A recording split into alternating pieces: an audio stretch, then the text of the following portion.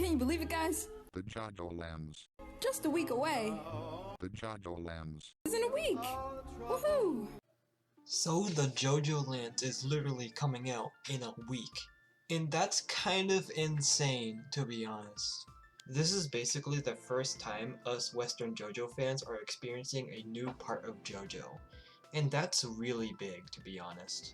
Of course there is fans back in like the 2000s who experienced scanlations, but since JoJo blew up in popularity after the anime, virtually almost everyone got into the series through the anime adaptation. A lot of hype is coming from this new part that's gonna come out next week. And I just want to talk about some of my theories and other people's theories about what's going to happen in this part. Before I start talking about my theories and other people's theories, I just want to mention that I'm gonna do JOJOLands reviews for every single chapter that's gonna be released in the future. And I really hope everyone is excited for that, because I am really excited for this part of JoJo.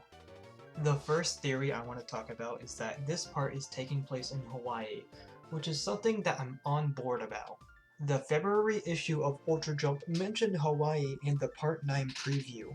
I know this is technically still a theory because Hawaii has a question mark right next to it, so it could be alluding us that it's not Hawaii and they're in a different tropical island.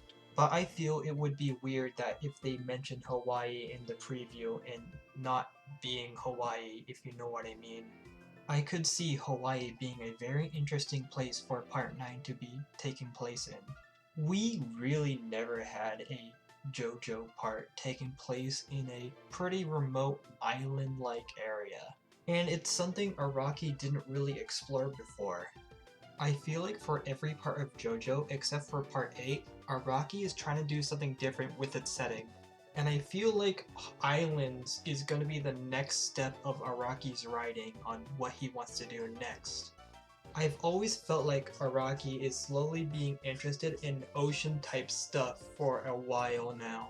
We have Part 6's final fight being taking place in an ocean. Then we have Part 7 with Johnny returning Gyro's steel balls back to Naples. Of course traveling by sea, because it was the 1800s. But you get what I mean. Hell, even with Part 8 we have Josuke having a sailor's outfit and Kira being a literal sailor. I've always felt like ocean and sea travel is something that's on Araki's mind recently. Now for the second thing, I want to talk about this part is probably going to be an alternate universe version of Part 5. I know it seems like I'm playing it safe right now because it's kind of obvious that it's going to have Part 5 elements, but I think it would be fun to talk about nonetheless. In the Ultra Jump magazine, it described the main character being extremely wealthy, which reminds me of the ending of Part 5 where Giorno takes over Passione.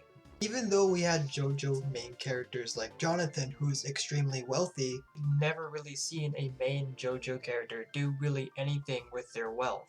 Of course we have Giorno in the light novels, but it's debatable if those novels are canon at this point. Even though I'm saying Part 9 is going to be an alternate universe version of Part 5, I'm not saying that there's going to be Part 6 elements in this story at all. I think there's actually going to be a lot of Part 6 elements that's going to come into play. I just think this part is going to be more like Part 5 rather than Part 6. As for the name of this JoJo, I honestly don't know.